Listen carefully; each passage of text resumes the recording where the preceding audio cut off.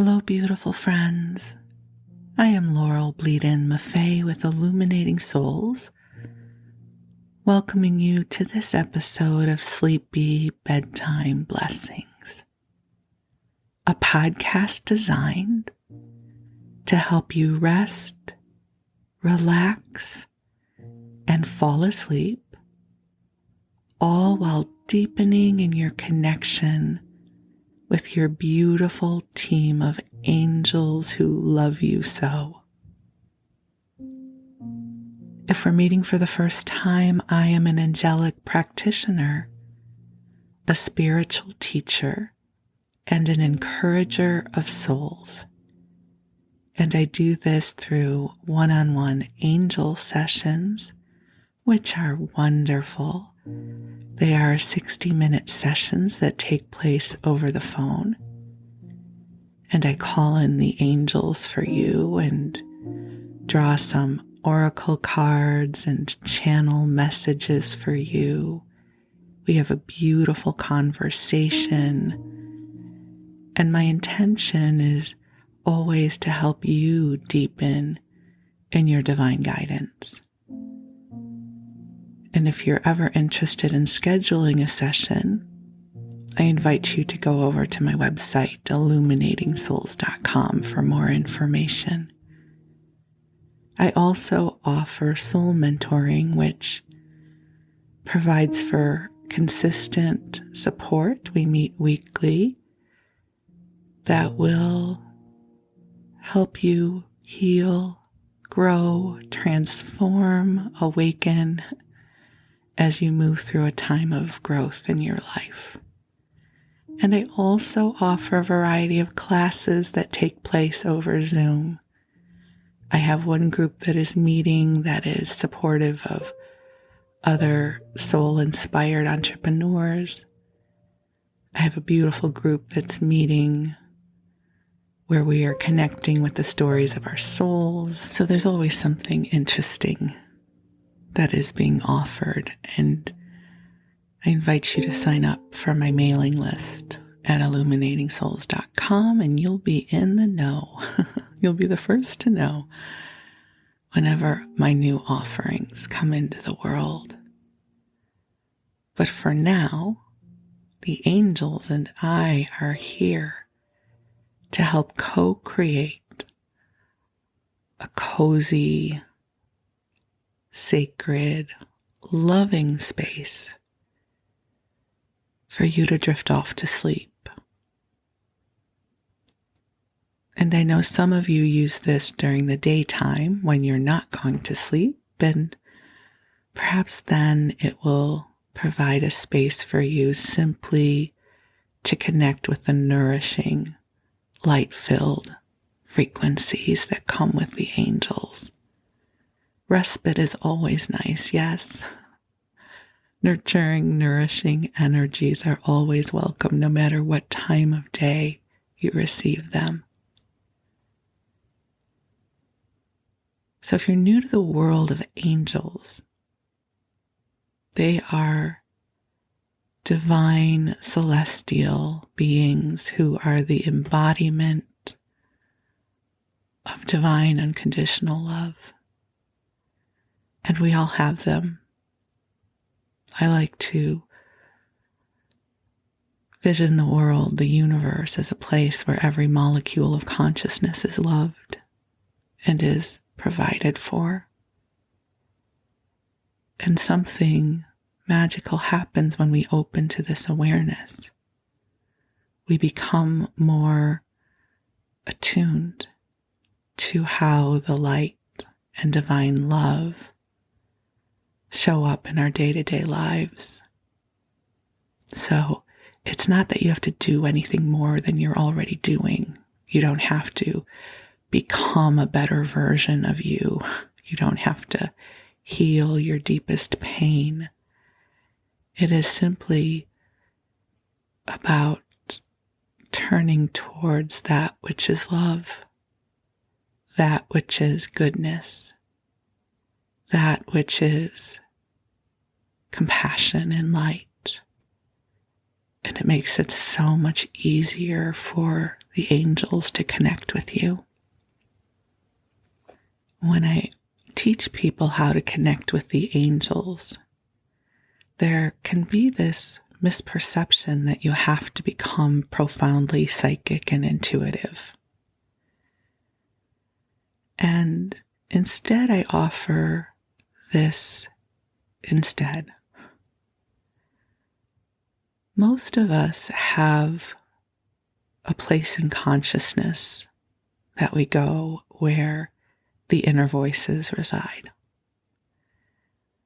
Usually this is where the list maker is, right? I have to stop and pick up more bread on the way home today. Or that place where you go where you're contemplating having to go into the office the next day.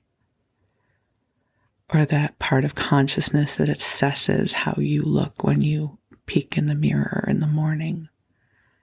So for most of us, we are aware of an inner dialogue that is always taking place. And we can influence that inner dialogue. So to begin connecting with the angels, what I recommend is first ask the angels to connect with you in a way that is meaningful. We have to ask first. Ask is the first piece of wisdom I have for you. And then imagine, if you will, contemplate that the imagination is a gateway to divine guidance. It's not that it's all one and the same. It's not the same piece of real estate in consciousness, but there is overlap. So, if you will use your imagination to begin imagining the most loving, compassionate, light-filled voice in the universe speaking to you. So what might that sound like? There might start off with just a really beautiful invitation that sounds like beautiful one, beloved, sweet one. And then they will come to comfort you. We are here for you. We love you. We are holding for you in the light. So you may first begin imagining a very sweet and soothing dialogue with your angels. Your angels will never be disappointed in you, so they will never come through and criticize you or shame you. They will speak to you in ways that open your soul in a bright and beautiful way. They will speak to you in affirming tones. They know you. They know the deepest parts of you, and they're here to love and support you. So the angels aren't going to come to you and say, you really need to get off the couch. What are you doing? You're sleeping your life away. That would not be the angels. Instead, the angels might say something like, there's a beautiful life here for you, and we are supporting you as you begin to awaken to the beautiful opportunities that are here for you. So they will speak to you in ways that help soothe and comfort and inspire you. And it may take a little while to hone that part of your consciousness. And that's why this podcast is here. Hopefully, I help model that for you. So take a breath in and know that your angels are with you. And they love you. And they get you. They're team you. And it's not unusual when you begin doing this to feel like you're making it up. It's not as if a disembodied voice, like that would be spooky, right? Comes in and begins giving you marching orders. Cancel, clear, delete. That will not happen. But it's more that you blossom open to a brighter frequency of consciousness that is available to you. It's like the blinders come off and your inner consciousness becomes connected with a more expansive expression of light that is available to you and through you. What if there was a broadcast that was always happening to support you? So if you will think of the way radio works, radio stations, yes. It's always playing, whether you listen to it or not, right? There are plenty of stations that are always broadcasting that you do not listen to. Doesn't mean they don't exist. So imagine, if you will, taking your consciousness, the remote control on your consciousness, and tilting it up vibrationally, like one of those old school satellite dishes, tilting it up to the angelic realms where you can tune into and receive the broadcasts of light that are taking place in your favor. And it's not uncommon to feel silly doing this. It's always interesting when I teach my channeling classes and we make space for people's guides to come through. You know, we want the guides to tell us something we couldn't possibly know so that we're certain that our messages are authentic. And you know what the first message is almost always that comes through? We love you. And you're not alone. And the intellect receiving this message wants to toss it out because it is so trite. It's trite. I'm making this up. It's a Hallmark card. I don't want a platitude. But these messages do not come through only in words. They come through vibrationally. If you can imagine for a moment that your angels have access to you, what do you think they're going to say? We love you. You are loved. And we are with you. It is the most important message the angels have to give you.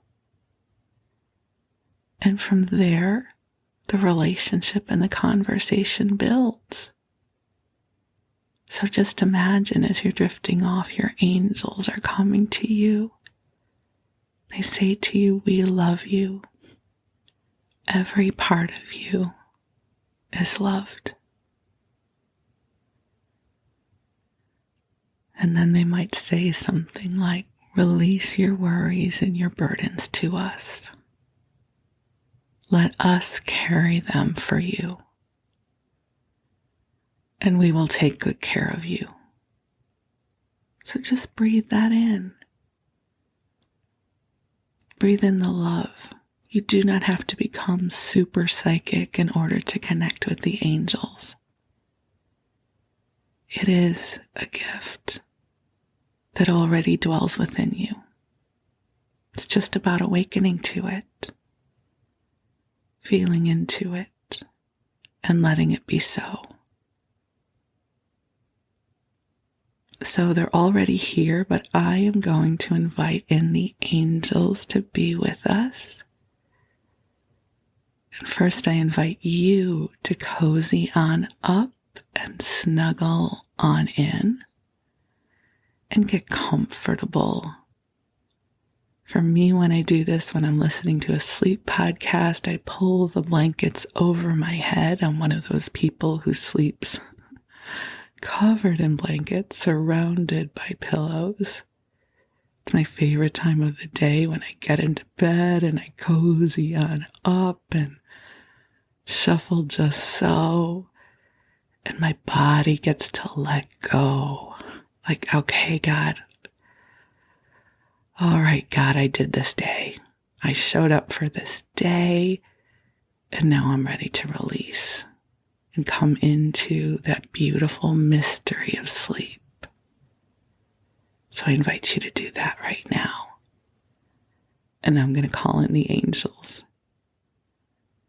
So beautiful angels on high, I invite you to join us here.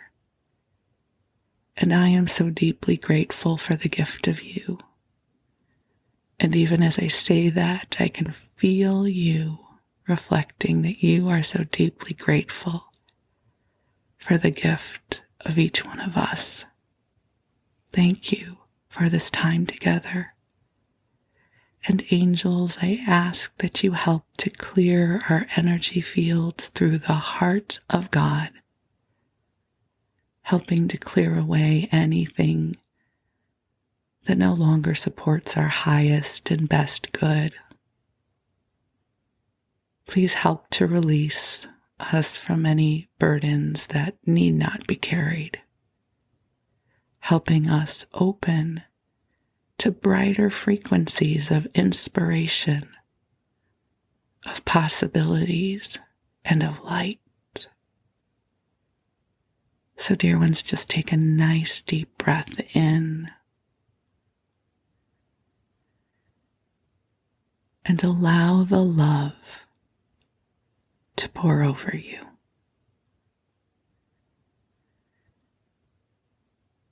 Frequencies of divine love are coming to you now, and healing is coming to you now. Just soak it in. Soak it into your bones. Soak it into your thoughts. Soak it into your heart that you are loved, that you are precious, that you matter in this world, that your life is a blessing to this world. Even if it might not feel that way right now, it is true. You are one who carries love in your heart. So just breathe and allow yourself to receive right now. There's nothing you have to do. There's nothing you have to fix. You get to just be right now with your angels on this wave of love that has been calibrated just for you. You are a blessing in this life. And I affirm that wonderful opportunities, serendipity, and goodness is flowing to you now. You are opening to even more of who you are in the best way possible. That the richness of your authentic self is shining forth and is magnetizing to you wonderful experiences that will fulfill your spirit and help you remember who you are as a divine being in human form, as a beloved of this universe. You are a big, bright soul. You are a bringer of light. You are an inspirer. You are a way shower. You are filled with magic and creativity and beautiful light. And it truly is our blessing to help you remember who you are. This world is brighter because you are here. So the angels and I are wishing you blessed sleep. May your dreams be sweet. May you feel refreshed and replenished. And while you rest, I'm going to tell you a story. So I thought we could take a walk down memory lane together. I love these episodes where we go into the Wayback Machine. And what I want to share with you about tonight is the evolution of the home video industry, because that was the industry that I worked in for many, many years. So I don't know what the ages of many of you who are listening. For those of you who are 40 or older, you likely remember the launch of the video industry. So we got our first VCR somewhere around 1980 or 1982, somewhere in there. And at first, VCRs were used to time shift recordings of television programs, which was revolutionary. Before VCRs existed, you were beholden to whatever was airing on broadcast TV. So the networks would show the episodes, and you would either watch them or you wouldn't, but you had no ability to go back and rewatch them on your own whenever you wanted to. So when VCRs were invented, it allowed for this ability to record a program and time shift it to whenever you wanted to watch it. The other thing it provided for was a mechanism by which you could purchase or rent a video cassette that would have a movie or program on it from a store like Blockbuster. Prior to that, you had to go to a movie theater to see a movie. Or maybe if you were in school, they would show one of those old 16mm movies for you. But this idea of having a medium that was easily brought into the home where you could choose what you wanted to watch was a remarkable revolution. I was trying to remember the first time I ever watched a movie in someone's home, and I seem to recall it was at a friend's house in high school or maybe in college. So that would have been the late 70s, early 80s, so somewhere around there. And his father, I believe, worked in the music industry and had a VCR and had some movies. And we watched A Clockwork Orange, which, oh my God, I can never watch that movie again. Don't watch it. But it was this remarkable experience of sitting on someone's couch and then watching a movie. So that must have been high school, I guess. And before that, that just didn't exist. So this created an opportunity for our viewing habits to change and the way we consumed movies and television programs to change. And that's one of the things I find so interesting about the evolution of technology is there are these moments that shift our lifestyles and how we engage in the world around us. So in the early years of the video industry, I really related to it as a consumer. So I had my VCR, which was a Betamax. We chose the Betamax in our home. It was supposed to be better than the VHS, but VHS ultimately won the format wars, and we would time shift.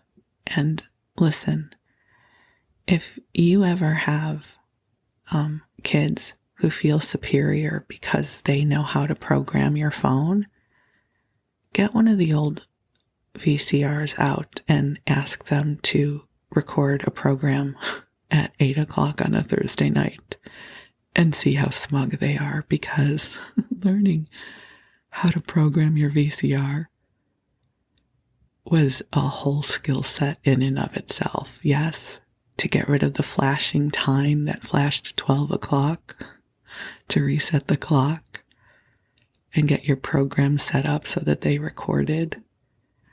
So the early days I was a consumer. And now's where I'll share with you about when I became part of the video industry. So I had shared with you in a prior podcast that I used to work in the video industry. I worked for a video distribution company.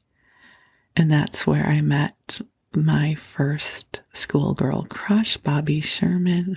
And I had said that at the time I wasn't going to share with you who owned the company because it wasn't time for that story. And it isn't really time for that story now either, but I have to mention him to give him his due, because it really was a remarkable experience to work for this gentleman. So I'll start off with how I got the job. I had been working for a film distribution company. I'd been working for the Samuel Goldwyn Company. And I had really reached a wall. I had a boss that I really had difficulties with. And that's as much as I'll say about it. But I had just been introduced to the work of Louise Hay. So within like a year or two of that experience, I had opened up to the New Age and metaphysics, and I had been reading You Can Heal Your Life because I wanted to heal my life.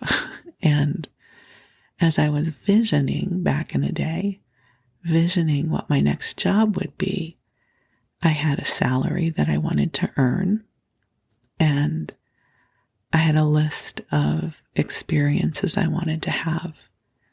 And at the top of my list was I wanted to work for someone who was kind. Because the boss that I had been having experiences with prior had a way of managing that I found to be unkind. And I do not do well when there is unkindness. I know that will not be shocking to you. So at the top of my list was I wanted to work for someone who was kind. And a friend of mine had had success with an employment agency, so I registered to be with them. That'll be a whole other story of the job I did not get that broke my heart. But I had qualified for an interview for this video company called Pacific Arts. And Pacific Arts was owned by Michael Nesmith. And that name may or may not be familiar to you, but he was one of the Monkees. Yes, if you remember the television show The Monkees, Michael was the one who wore the hat. So that's as much as I knew about him. But I had also read that he was a visionary of sorts. He is credited with having created the first music video, Elephant Parts, and he had a really good reputation in the industry.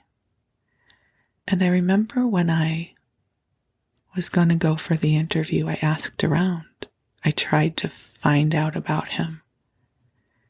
And I kept hearing that he was kind, And that was as much as I needed to know. And when I went for my interview with him, I don't remember much of what we talked about, but he said, "What are you looking for in a job?" And I said, "Well, first and foremost, I want to work for somebody who is kind. And I've asked around and I have heard that you're a kind person. And I want to contribute to an organization. And I want to grow. I love being part of a team. I love the team dynamic. And I'd love to work for you." And I got the job as his personal assistant. And at the time, Pacific Arts distributed specialty video. So it wasn't big theatrical movies. It was things like computer animation, which at the time was profoundly specialized. And here's how the video industry worked back then. So for those of you who remember the days of Blockbuster, where, on a Friday night or something, you would go to Blockbuster and rent a movie. So what would happen were the theatrical movies would be then distributed to video stores on a model that was called rental. So the video cassettes of a big movie would cost like $200.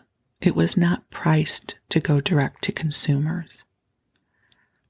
Each cassette would be priced at a very high price point so that the video stores would then buy them and they would make their money back by renting them to the consumers.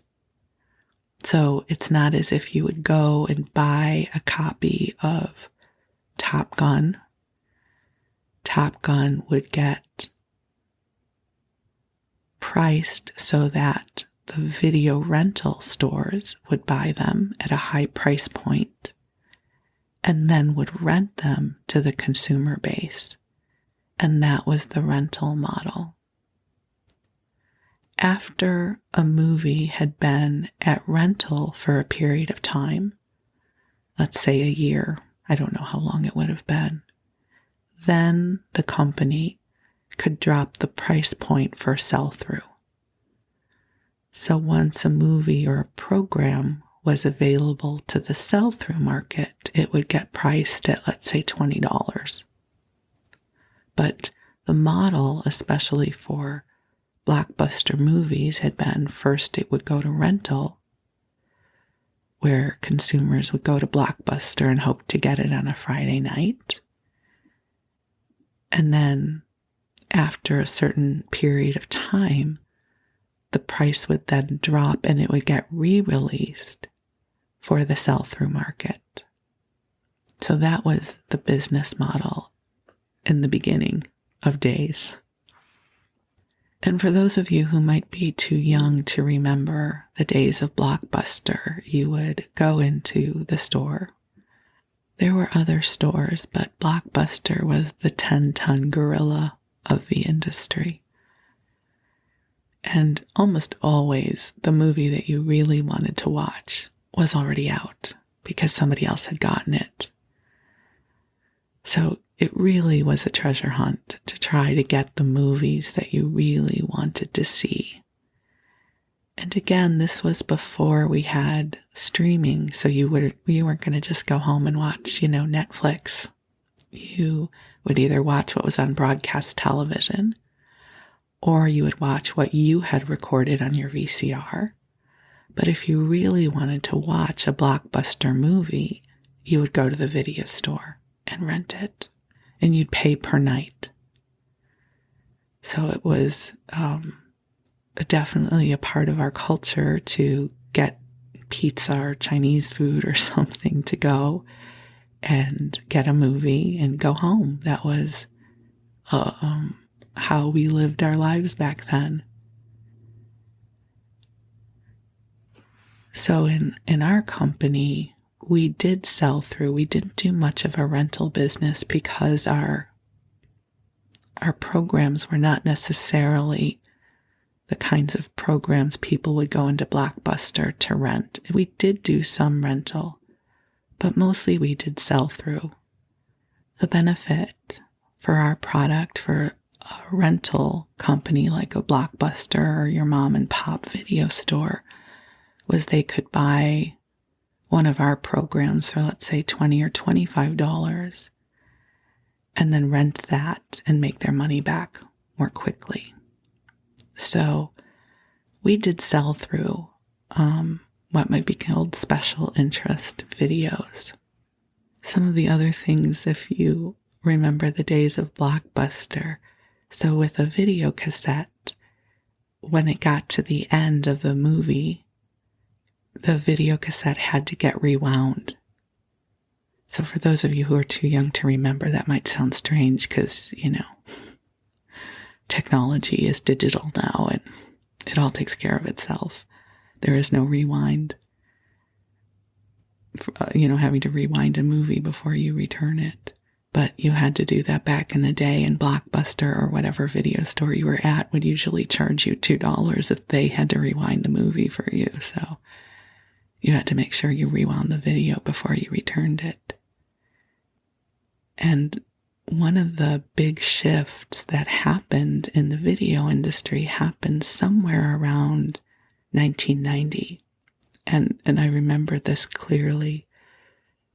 Our big industry convention was the VSDA, which stands for Video Software Dealers Association. So we would exhibit at this huge trade show every year. It was always in Vegas. Usually, I seem to recall it was in August, like the hottest place on earth. It was so hot. And it would be in this big convention hall with concrete floors, and you would pay a lot of money to have an exhibit company build a booth for you. And there would be a big expo. So what I recall is somewhere around 1990, one of the hit movies of that time was Pretty Woman. And don't get me started on that movie because that could be a whole diatribe in and of itself, but it was Pretty Woman. And Disney was the one who had released it. And Disney decided they were going to bring it straight to the sell-through market, which meant it was not going to have a rental window. So here was this hit movie that the video stores were planning on having this be a big revenue generator in the rental market. And Disney decided they were going to bring it straight through to sell through. And the industry was so upset about this. I remember that year's VSDA, people were taking the sell sheets, the marketing materials for Pretty Woman, and balling them up and throwing them back into Disney's booth. There was this big outrage. But that moment changed the video industry, where now it was a strategy. Will a title go to rental first? Will it go straight to sell through? And as consumers, that you could now choose to buy a movie rather than rent it. Especially when we're talking about movies and programs that an audience is going to want to watch over and over again. So think kids, right? Think Barney, VeggieTales, Blue's Clues, Disney movies, so that you could buy them now and bring them into your home and let your kids watch them over and over again. It's changed the way we consume media. When I was growing up, you could only watch what was on. We had Bozo Circus from 12 to 1. And then if there was nothing on for kids, we went out to play. There was not this option of choosing programming. So Pretty Woman and Disney's straight to sell through changed the industry. So by 1990, 1991, 1992, we could really begin purchasing a lot of movies for our homes. We could purchase them before then, but the economic model was different. And what was really interesting working for Pacific Arts during that time was to watch the evolution of the industry. We distributed the PBS line. We distributed PBS home video for a few years. And I was working there when the Civil War came out, the Civil War video by Ken Burns, which was, again, it reinvented the documentary industry. And it was a huge production and did really well on home video. And I remember when the video was designed that I think there were 9 VHS cassettes, and it was designed so that when you lined the spines of the tapes up, it gave you this beautiful tableau from the Civil War. And it really was a fascinating time to work in the industry because so much was evolving. And it was interesting because Michael he was a visionary. He would always see ahead of time what was coming down the line.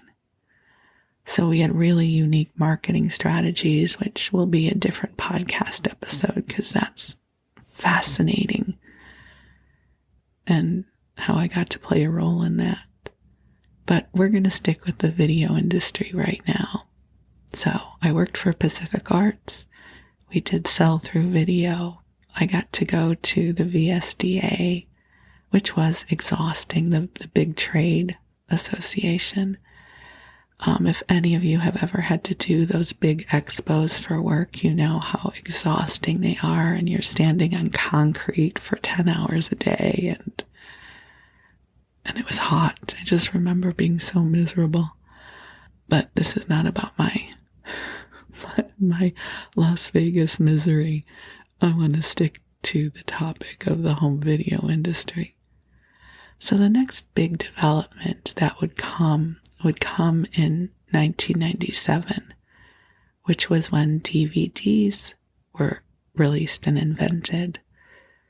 That before then, it was all VHS. And the thing about video cassettes is that they degrade. It's not digital.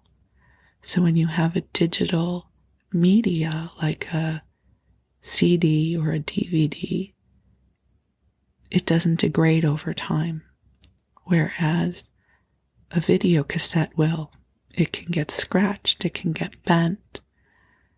And so when DVDs were first released in 1997, it was a big shift for the industry. But it took several years before DVDs would replace the video cassettes.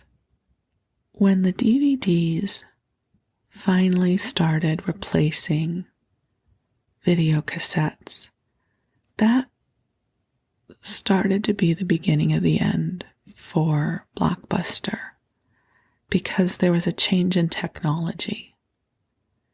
And every time there's a change in technology, business models change. So, right around the time that DVDs come onto the market, Netflix is born.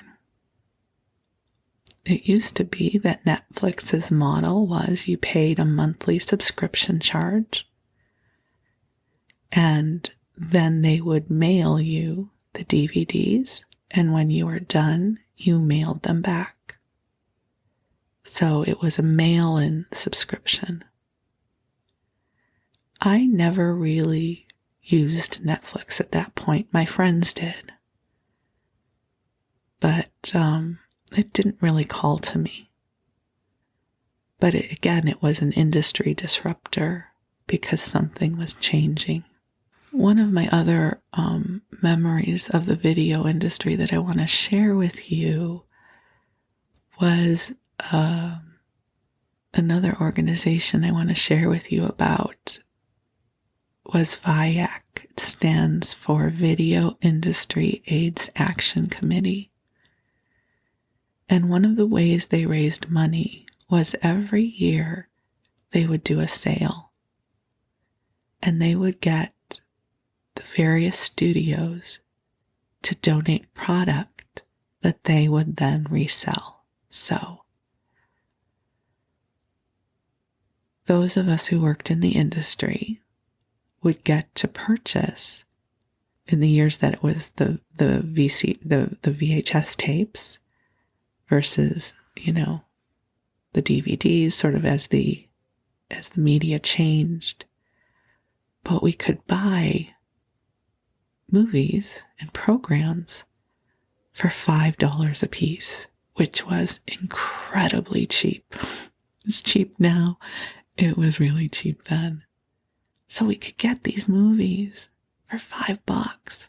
And then when DVDs came into the market, we could get those for $5. And so the annual VIAC sale was a joy to participate in, and the money went to a good cause. So I would say probably 75% of my home video collection that was very robust in the day came through the VIAC sales. And we would wait all year to see what would be on the list. And I would study it. Would study that list and figure out what I was going to buy. And I got things, like, I would get things like multi-DVD sets of TV series, favorite movies. I still have some of them in the garage. I don't even have a DVD player hooked up anymore. And over the years, I have given most of them away. There's a few that I have hung on to that live in a box in my garage that at some point I might watch again, things that are no longer available or harder to find that don't stream yet on Netflix. But speaking of Netflix, talk about an industry disruptor, right? So it was in 2007, so rather recently, you guys, 2007, that Netflix introduced its streaming service. It's so interesting to see where different companies invented new industry and others fell by the wayside. Here Blockbuster was. They were the behemoth of the industry for many, many years. And they were not able to make the shift with technology. So now Blockbuster's a memory that, a specific generation has. And now it just becomes part of our history versus Netflix, which completely reinvented the industry. And I've shared this before, just so you know, you never want to take financial advice from me because I owned a Netflix stock and I didn't think it was going anywhere. And just before it really took off, I sold it. I was like, I don't know that anything's going to happen. What do I know? And I sold it. Which now I won't even do the math, but I have to imagine my whatever it was, $2,000 worth of Netflix stock would be worth $40,000 now or something like that. I don't know what the math is, but don't listen to me for that kind of stuff. I'm good to help you connect with the angels and help inspire you. Don't ever take a stock tip from me, for sure. You have been forewarned. And then Netflix came in and, again, completely rewired the industry. I don't know about you, but I haven't purchased a movie in years. In years, I haven't. And now we think nothing of pulling it up on our phone. Or, I don't know about you, but do you get annoyed when you can't find something streaming? Right? I'm like, what do you mean it's not streaming? What do you mean it's not on one of my many streaming services that I have access to? I don't have Netflix at the moment. I gave it up because we weren't watching it, and I figured I will re-up with them. I'm contemplating re-upping because I would like to watch the next Stranger Things episode. But I have Hulu because I do enjoy watching my shows without commercials, and that this way I don't have to put them on the DVR. We have Amazon Prime because I do Amazon Prime anyways. Because we have Comcast, we get Peacock, and we have the HBO version, so we get HBO Max, which gives us access to West Wing and Doctor Who and some of our favorite shows. And to live in a time of such profound abundance is crazy, especially when I think of where we've come from in the timeline of my life and in the timeline of my professional career, going from a time when it was a very unique experience to be able to own a program and watch it in your home. Like, that was a really new experience within the timeline of my life. You know, there were certain movies that I was so excited to get to own. I owned it. And it meant that I could watch it whenever I wanted to. It was a joy. Versus now, I have the expectation that everything should be at my fingertips. What a difference, right? What a difference. Now I'm like, what do you mean it's not available? I think of some of my favorite shows that are not available. 30-something. How many of you loved 30-something when it was on? I would love to watch that again. Northern Exposure. Brilliant show. I have mentioned before my love of Chicago Hope, which I think I was the only one who watched. I would love to watch that again. And now I get annoyed that they're not available because I have this expectation that everything is available now. And it's a remarkable journey of evolution of how we consume our media that has happened in like the past 30 or 40 years. It's amazing how things have changed. And I just wonder what's coming in the next 15 or 20 years. Right? We now have access to everything over the internet. That crazy newfangled internet that also came online in my lifetime. And now I just can pull up my tablet or my phone and watch whatever I want, whenever I want to. For a girl who grew up loving television and movies, this would have been heaven on earth. Would have been heaven on earth. And it kind of is in a way, but I'm just saying, if someone would have told me when I was, 10 years old that I would have this little magical device that I could carry in my hand, and I could watch anything I wanted whenever I wanted to, it would have seemed like it was a space movie, science fiction.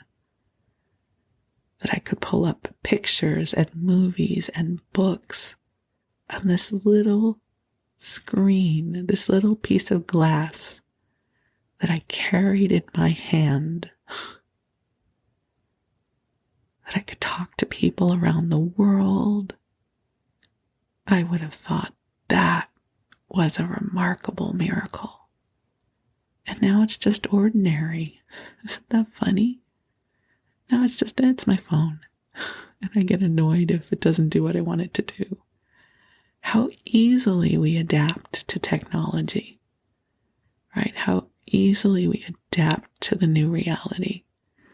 With the internet service provider we have right now, there are these moments when it's unstable and it drops, maybe for 30 seconds. You would think that I just had to chop firewood for as inconvenienced as I am. Like, oh my God, I can't believe this isn't working better. Versus just recognizing what a time of miracles we live in. So that's my rambles for you in this episode about my experiences in the video industry and the VSDA and VIAC and the beginnings of Netflix and DVDs and remembering the trips to Blockbuster and having to rewind our movies so we didn't get charged the extra $2.